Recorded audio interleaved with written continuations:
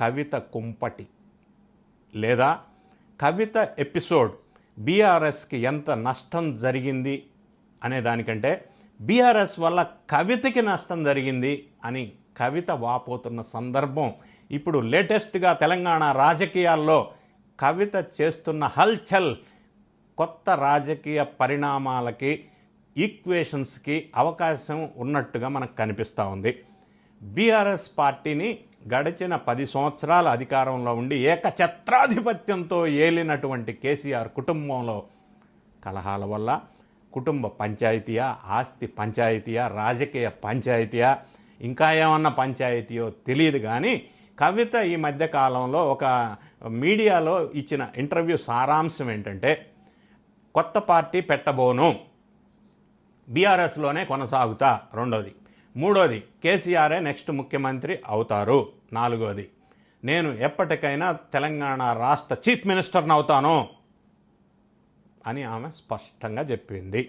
దీని విషయాన్ని మనం విశ్లేషణ చేయవలసి వస్తే బీఆర్ఎస్ పార్టీ సంహౌ కవితని ఎందుకు డిటాచ్ చేసుకున్నారు అనే విషయాన్ని మనం ఆలోచిస్తే, ఆమె భాషలో చెప్పవలసి వస్తే, కవిత లిక్కర్ స్కామ్ కేసులో అరెస్ట్ అయినప్పుడు ఆమె చెప్తున్నది ఏంటంటే, కవితకి బీఆర్ఎస్ పార్టీ నుంచి పెద్ద ఎత్తున మద్దతు దొరుకుతుంది, ప్రజా ఉద్యమాలు వస్తాయి, పార్టీ నుంచి భారీ ఎత్తున సపోర్ట్ వస్తుంది అని ఆశించింది. కానీ చప్పుడు చేయలేదు బీఆర్ఎస్ శ్రేణులు కానీ కేసీఆర్ కానీ అనేది ఆమె మనస్సు బాధ అనిపించింది అన్న విషయాన్ని మీడియా సమక్షంగా చెప్పింది. రెండో అంశం ఏంటంటే, ఆమె ప్రస్తావిస్తూ గతంలో ఆంధ్రప్రదేశ్లో చంద్రబాబు నాయుడు గారిని అరెస్ట్ చేసినప్పుడు చంద్రబాబు నాయుడు గారి కుటుంబ సభ్యులంతా వీరోచితంగా వీధిలోకి వచ్చి పోరాడి ప్రజల్లోకి తీసుకెళ్ళగలిగారు. అది చంద్రబాబు నాయుడు గారి కుటుంబంలో ఉన్న బాండింగ్. ఆమె చెప్పిన ఒక కంపారిజన్. రెండో కంపారిజన్, జగన్ రెడ్డి గారు జైలుకి వెళ్ళినప్పుడు 16 నెలలు జైలు జీవితం గడిపినప్పుడు అప్పట్లో కూడా జగన్ రెడ్డి గారి తల్లి, చెల్లి, కుటుంబ సభ్యులంతా వీరోచితంగా వీధిలోకి వచ్చి ప్రజల్లోకి తీసుకెళ్లి సింపతిని గెయిన్ చేసి మళ్ళీ పార్టీ అధికారంలోకి రావడానికి కారణమయ్యారు. అది ఫ్యామిలీ బాండింగ్ అంటే.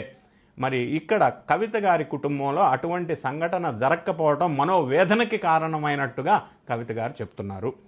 ఎందుకు అలా జరిగింది అనేది, కుటుంబంలో ఏం జరిగింది అనేది మనం మాట్లాడటం బహుశా భావ్యం కాకపోవచ్చు. అది కేసీఆర్, కవిత, కేటీఆర్, హరీష్ రావు వాళ్ళు మాత్రమే మాట్లాడవలసిన అంశం కాబట్టి ఆమె చెబుతున్నటువంటి అంశాల మీద ఇంకొకటి ఏమంటున్నారంటే, రామన్నకి నాకు మంచి రిలేషనే ఉందని ఒక మాట అంటున్నారు. కానీ అదర్ సైడ్ ఇంకొక మాట ఏమంటున్నారు, మన కేసీఆర్ గారు బోళా శంకరుడు